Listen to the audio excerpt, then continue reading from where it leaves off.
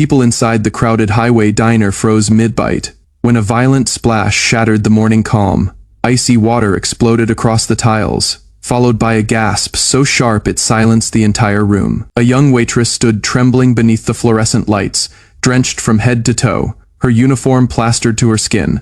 3 college boys leaned back in their booth, laughing, proud of what they had done, as if humiliating her was some kind of victory. No one knew her name, no one bothered to ask, and no one expected the next 8 words that left her mouth, the words that made every soul in that diner sit upright and rethink everything they believed. "You just assaulted a Navy SEAL commander?" Silence. Complete silence. Even the coffee machine stopped hissing.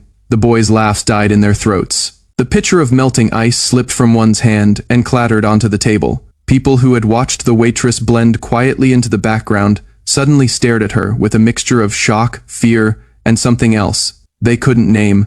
But Maya Clark didn't stay to watch their reaction. She simply turned around and walked toward the back of the diner, dripping water with each step, her soaked shoes leaving a faint trail across the floor. The morning had started like any other for her. She tied her dark hair into a neat bun, slid into her simple navy blue uniform, and stepped outside into the biting cold. She had always loved early mornings. They gave her a moment to breathe, to quiet the noise in her mind, to remember she had survived far worse than loneliness or frostbitten air. Few people knew the truth behind her quiet smile, or the scars she kept hidden. Maya Clark was once Commander Maya Clark, one of the most respected Navy SEAL officers of her generation. A woman who had led operations under the cover of darkness, who had steadied soldiers with her voice alone, who had survived missions that tore others apart. But after losing her closest friend and teammate during a mission gone disastrously wrong, she walked away from everything. The diner became her refuge, a place with the smell of bacon, the clatter of dishes,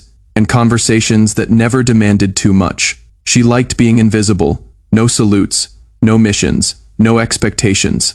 But bullies always find the quiet ones. The diner was packed with travelers escaping the winter storm that morning. People shook snow off their jackets. Boots scraped the floor. Children pressed their hands against frosted windows.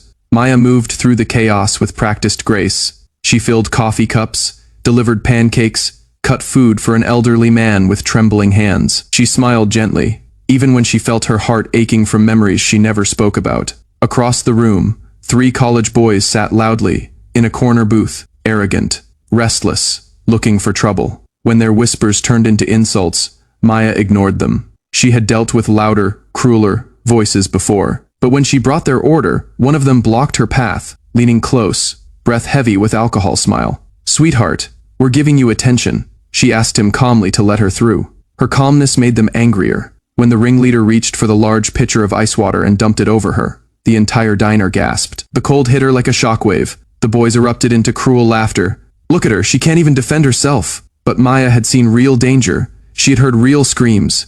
She had survived things that would break these boys in seconds. She closed her eyes, steadied her breath, and when she opened them again, the warrior inside her had awakened.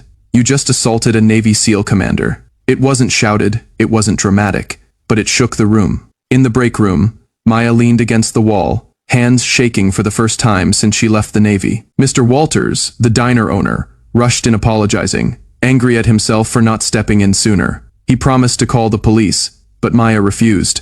"They need understanding," she said, "not punishment. Not today." Walters stared at her with a mix of awe and pain. "Whatever your past is, you're one of the strongest people I've ever met." Maya changed into dry clothes and returned to the floor. Customers whispered their gratitude and admiration. A woman thanked her for showing her daughter what real strength looked like. An older man said he recognized her name from a military plaque. But Maya didn't want praise. She just wanted to finish her shift. Then the bell above the diner door rang, and everything shifted again. 3 men in Navy uniforms entered. Their posture, their eyes, their awareness. Maya knew immediately they weren't regular officers. The tallest one stepped forward. "Maya, Commander Maya Clark?" She recognized him, Logan Hayes, former teammate, someone she hadn't seen since the day she walked away.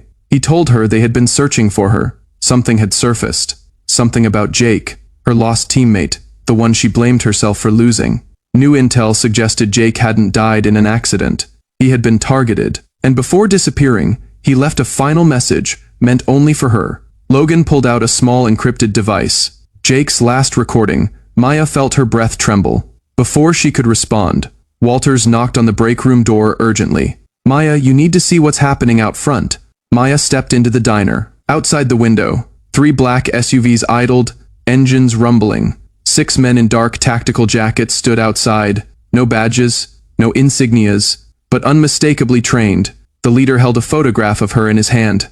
He entered the diner without hesitation. Maya Clark, you'll need to come with us. Logan stepped in front of her, unarmed but ready. You don't have jurisdiction here.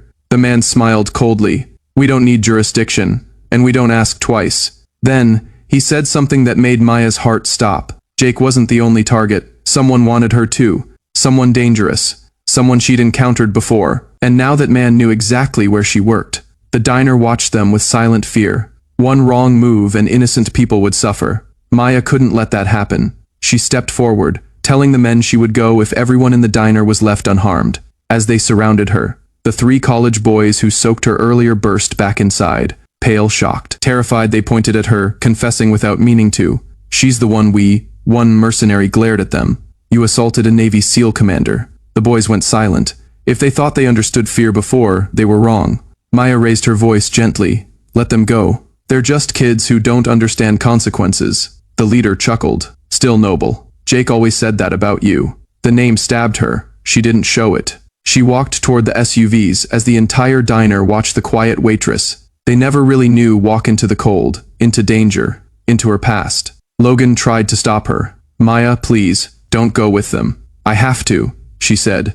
If Jake left something behind, if he died for this, I have to see it through. As the men escorted her out, the leader looked at Logan and said, Tell command we found their lost commander. The door closed behind her. The engines roared to life, and the SUVs pulled away. The last image the diner saw was Maya, once invisible, once just a waitress, sitting between 2 armed men staring straight ahead. No fear in her eyes, only purpose. No one in that diner would ever forget her. And somewhere inside the device Logan still held in his hand was Jake's final message. Words Maya would have to face, truths she would have to uncover, and a past she could no longer run from. Because the world she tried to escape had come back for her. And this time, it wasn't letting go. If this story gripped your heart, shocked you, or made you feel something, make sure to like, share, and subscribe for more powerful real-life inspired stories, and tell us in the comments, what moment in Maya's journey hit you the hardest?